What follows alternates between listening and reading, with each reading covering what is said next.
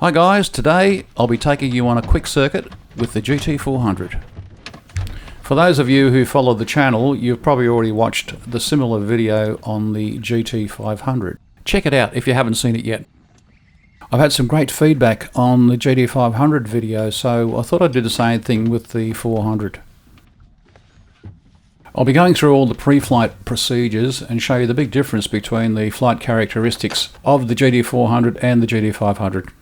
So strap on your 4-point harness and come along for the ride. Clear prop, starting. You'll notice this is not a standard GT400. When I started flying ultralights 25 years ago, my first aircraft was a Quicksilver GT400, a very early model. So when I became the Quicksilver dealer for Australia, I purchased a GT500 and a Sport 2S as demonstrator aircraft. As the dealership grew, I started getting a lot more inquiries for the GT400, so I decided to get a 400 as a demonstrator.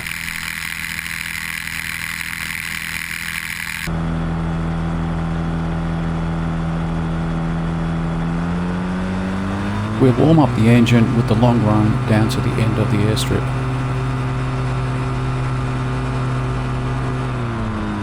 As my very early model was a very basic aircraft, I knew exactly what I wanted for my new 400.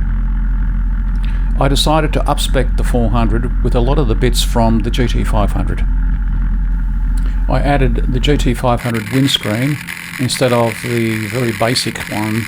I also up-spec'd the instrument panel to be very similar to the GT500 and added a floor flap handle instead of being an overhead one, Tundra tyres and Black Max brakes, plus the E-box for the 503, oil injection and a 3-blade bolly prop.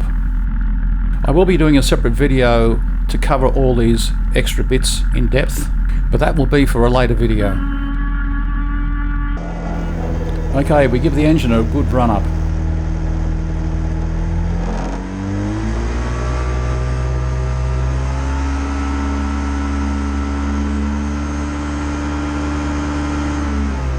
All good.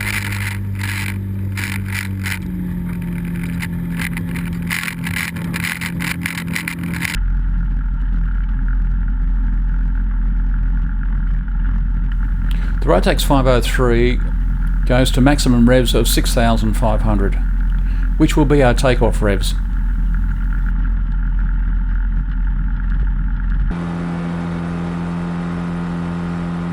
Put the flaps on one stop, 10 degrees, similar to the 500. Check that the control surfaces are doing what they're supposed to be doing, and give an outbound call.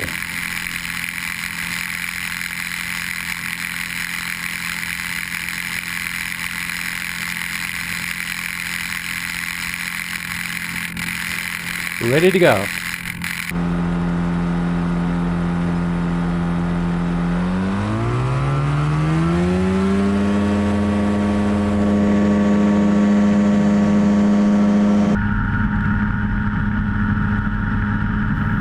You will notice the 400 gets off the ground a lot quicker than the GT500. With the 3-bladed bolly prop, the GT500 will climb out at 1,000 feet a minute quite easily.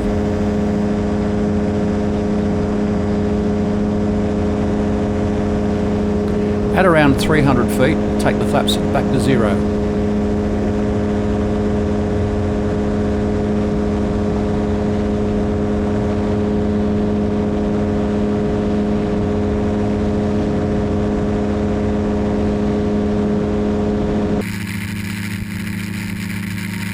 When you get to cruising altitude, back it off to 5,500 revs. There's no trim lever on the 400, it's just a manual trim setup on the tail.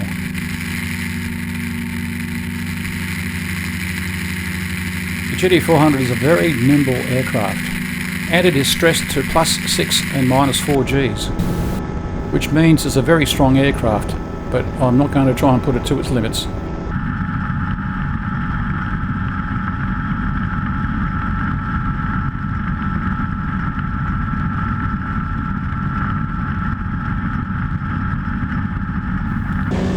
interesting fact about the main wing of the GT400 is that it's exactly the same as the wing for the GT500, remembering of course that the 500 is an aberration of the 400.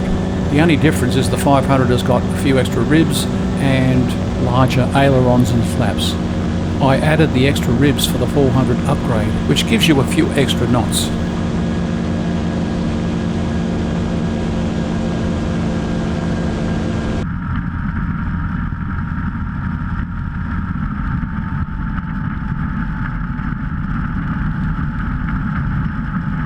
You can see the airport on the right hand side. So we start dropping the ribs, getting ready to land.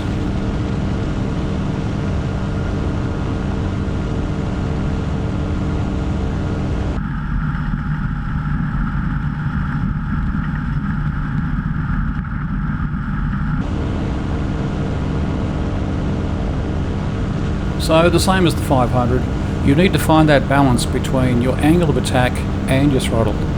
Being a low inertia aircraft, you need to keep an eye on the airspeed indicator to make sure you keep above your stall speed. Too many GA pilots forget this very important point and try and land an ultralight flat like a Cessna and ultimately come to grief. On descent, when you get to about 300 feet, put the flaps on 1 stop, 10 degrees.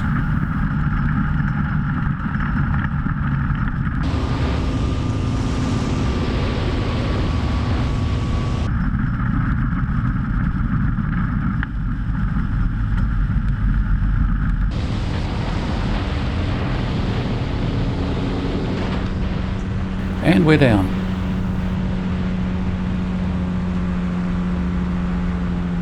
I hope you enjoyed your circuit with the 400, and I will be doing an in-depth video on the GT400 to show you all the bits that I've added to make it a really nice aircraft.